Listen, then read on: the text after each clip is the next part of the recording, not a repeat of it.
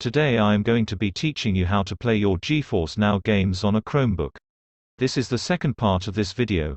Enjoy! First, you must open the GeForce app we installed last time. Sign into your account if you haven't already.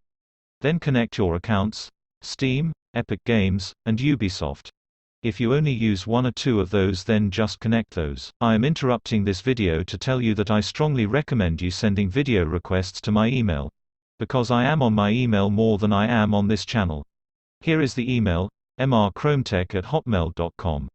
Please send requests there so I can get to know my audience more and learn what they want. Anyways, back into the video.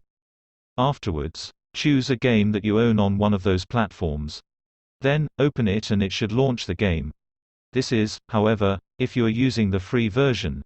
If you want shaders and less wait time, I would recommend to get the Pro membership with NVIDIA. Thank you for watching, and I hope you have a good day. Bye.